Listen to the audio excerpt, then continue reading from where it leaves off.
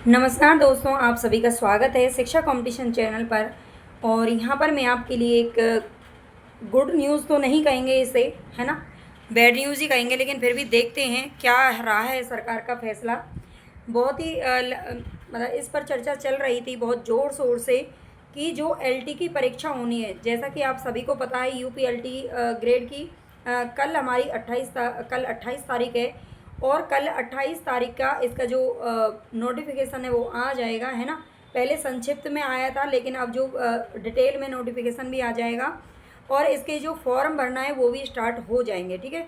तो उम्मीद है अभी तक अगर आपने ओटीआर नहीं किया है तो कर लिया होगा, हालांकि सभी ने, जिनको भी एलटी देना है उन्होंने ओटीआर ज़रूर करवा लिया होगा, ठीक है। तो इतना तो आपको पता है कि ओटीआर हमें 27 तारीख से पहले पहले करवाना था, तो ये आप करवा चुके होंगे। अब हम बात करते हैं आगे कि एलटी की परीक्षा पर सबसे बड़ा फैसला क्या आया है। तो सबसे बड़ा फैसला है शासन की तरफ से कि जो इसकी मुख्य परीक्षा है, देखिए सबसे पहले जो बात हो रही है हमारी प्री, इसमें 2 परीक्षा होनी है, ठीक है। इसके अंदर कितनी परीक्षाएं होनी है, तो 2 परीक्षाएं होनी है। एक तो प्री परीक्षा, प्री और मेंस, ठीक है। मेंस और प्री 2 परीक्षाएं होनी है। प्री में आप जानते हैं 150 नंबर का वस्तुनिष्ठ प्रश्न आएगा, यानी कि ऑब्जेक्टिव टाइप में पूछा जाएगा, जिसमें से 30 नंबर आपके जो 30 प्रश्न हैं वो आपके जीके जीएस के रहने वाले हैं और 130 हमारे जो सब्जेक्ट है मेन सब्जेक्ट उसके रहने वाले हैं। लेकिन मेन मुद्दा है यहाँ पर हमारा मेंस का। तो जो मेंस पेपर होना है, जो मुख्य परीक्षा होनी है, वो वस्तुनिष्ठ होगी या फिर लिखित। हालांकि इस बार जो आयोग है आयोग ने अध्यादेश भेजा था, यानी कि उसने कहा था सरकार से कि हमें ये वस्तुनिष्ठ में लेनी है या फिर लिखित में लेनी है, इस पर चर्चा चल रही थी। लेकिन शासन का ऊपर से यही आदेश आ चुका है कि ये जो परीक्षा है, जैसे पहला पैटर्न था 2018 में, लास्ट में जो पैटर्न रहा था उसी को बदलना नहीं है, उसको नहीं बदलना है, वही पैटर्न इस बार भी रखना है ना। वही पैटर्न का मतलब है कि पहले भी लिखित परीक्षा हुई थी जो मुख्य की परीक्षा थी, और इस बार भी लिखित में ही होनी है, ठीक है। तो ये इसमें कहा जा रहा है कि लिखित में ही परीक्षा होगी, है ना। ये बिल्कुल कन्फर्म हो गया है कि लिखित में परीक्षा होगी। इसको जो फ्रेम किया जाएगा उसमें 20% रहेंगे, ठीक है, उसमें 20% रहेंगे। हालांकि इसका और जो ऑफिशियल कल नोटिफिकेशन वो भी देखने को मिल जाएगा, ठीक है। तो मुख्य परीक्षा की भी अब तैयारी आपको थोड़ी साथ साथ में अपनी राइटिंग पर ध्यान देना पड़ेगा, है ना। इसमें एक सबसे बड़ी चीज़ होती है कि जब आप लिखित में परीक्षा देते हैं, जैसे कि हम ग्रेजुएशन पोस्ट ग्रेजुएशन में बच्चे देते हैं, है ना, बहुत सारा उसमें पेज भरना पड़ता है। तो बहुत से बच्चे तो ऐसे होते हैं जो बहुत जल्दी जल्दी लिखते हैं और सारी अपनी जो कॉपी होती है उसको फुल भर देते हैं, है ना। कुछ बच्चे ऐसे होते हैं जिनकी राइटिंग अच्छी होती है, उनको सब पता भी रहता है, लेकिन उनकी जो स्पीड है वो कम होती है ना। उनकी राइटिंग भी अच्छी होती है, सारी चीज़ें अच्छी होती है, लेकिन उनकी स्पीड कम होती है ना। तो यहाँ पर ये सारी चीज़ें आपको सुधारनी पड़ेंगी। अगर आपको प्री के साथ साथ में क्या करना है, मुख्य परीक्षा पर भी ध्यान देना पड़ेगा। हालांकि पहले तो आप प्री पर ध्यान दीजिए, क्योंकि उसमें जीके जीएस भी पढ़ना है और अपना सब्जेक्ट भी अच्छे से पढ़ना पड़ेगा। ऐसा नहीं है कि सब्जेक्ट आपको कोई हल्के में पूछा जाएगा, डीप ही आएंगी सारी चीज़ें, है ना, गहराई में ही पूछी जाएंगी। तो अच्छे से आपको तैयारी करनी पड़ेगी। और मुख्य परीक्षा लिखित होगी, इस पर भी आपकी क्या राय है एक बार कमेंट बॉक्स में ज़रूर बताना।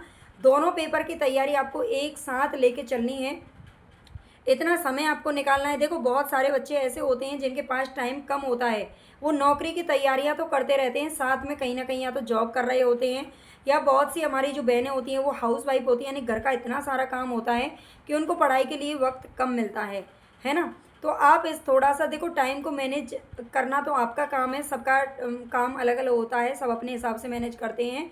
तो आप थोड़ा सा अपना जो समय उसको बढ़ा दीजिए, क्योंकि आपको देखो जीके भी पढ़ना है ना, जीके जीएस भी पढ़ना पड़ेगा, और आपको अपना सब्जेक्ट भी बहुत अच्छे से तैयार करना पड़ेगा, है ना। उसके बाद में आपकी अगर राइटिंग ख़राब है ना, अगर आपकी राइटिंग ख़राब है, लेख ख़राब है, तो आपको उसको भी सुधारने पर ध्यान देना पड़ेगा। हालांकि ये भी बात होती है कि हाँ एक बार हम प्री निकाल लें, बच्चों का ध्यान तो एक ही चीज़ पे होता है, प्री निकाल लें उसके बाद देखेंगे, है ना। लेकिन फिर भी मैं कहूँगी आपसे कि अगर आपको राइटिंग बिल्कुल ही ख़राब है और आपको इसमें एक सीट चाहिए, तो आप अपनी राइटिंग पर अभी से ही विशेष रूप से ध्यान देना शुरू कर दीजिए। आप 1-2 पेज डेली, ठीक है, सोने से पहले या जगने के बाद में, जब भी आपको जैसा भी टाइम मिले, आप 1-2 पेज राइटिंग के करना शुरू कर दीजिए, है ना। और इससे आपकी स्पीड भी अच्छी हो जाएगी और आपका जो राइटिंग है वो भी सुधर जाएगा, ठीक है। तो दोनों ही चीज़ ज़रूरी हैं। तो ये आपकी मुख्य खबर है, ठीक है। आपको खबर कैसी लगी है ना, कैसी क्या लगी है वो बता देना भाई। मेरी तरफ से तो नहीं है, शासनादेश है ना, जो मैं तो बस एक पहुंचाने का माध्यम हूँ। तो बता दीजिए कैसी लगी है क्लास। इसके अलावा मैं आपको एक चीज़ यहाँ पर दिखा देती हूँ। ये मेरे हिंदी साहित्य के नोट्स हैं, है ना। इनका रिव्यू आप देखना चाहें तो रिव्यू आप जा कर के देख सकते हो। कहाँ पर? चैनल पर देख सकते हैं। इसका रिव्यू मैंने करा दिया है कि किस तरीके से छपा है ना। ये नोट्स हैं और ये कोई ऐसे वैसे नोट्स नहीं है कि आपको शॉर्ट में सब कुछ दे दिया जाए। बिल्कुल डीप में सब कुछ इसमें दिया गया है। अगर आप तैयारी कर रहे हो किसी भी एग्ज़ाम की तो इस नंबर पर 8273842391, ठीक है, ये मेरा व्हाट्सएप नंबर है। इस पर आप संपर्क कर सकते हैं। और ये भी मैं आपको बता देती हूँ, आप परेशान ना हो, ताकि ये 750 में, ठीक है, 750 में। लेकिन ये नोट्स वो हैं, इसमें रामचंद्र शुक्ल जी की बुक, बच्चन जी की बुक और सबकी बुक का जो है इसमें निचोड़ है, मूल पुस्तकों पर ये आधारित है, ठीक है। अगर आप इन्हें अपने घर तक मंगवाना चाहते हैं तो 750 आपको यहाँ पर देने पड़ेंगे।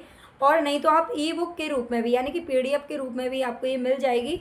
उसके लिए आपको शिक्षा कंपटीशन ऐप पर जाना होगा, उसकी लिंक मैं इसमें डाल दूंगी, ठीक है। तो अगर आपको चाहिए तो इस नंबर पर संपर्क कर लेना। ई बुक के रूप में भी आपको मिल जाएगी और उसकी जो प्राइस है वो आपकी इतनी तो नहीं रहेगी, ठीक है। तो उसको मैं थोड़ी देर में डाल दूंगी, अभी मैंने उसमें सेट नहीं करी है ना, थोड़ा सा इसमें काम बाकी है, क्योंकि इसमें तो मुझे एक ही कलर रखना था इसमें, लेकिन कलरफुल कर दूंगी मैं इसको, ताकि आपका अच्छे से समझ में आ जाए और थोड़ा फॉन्ट भी बड़ा हो।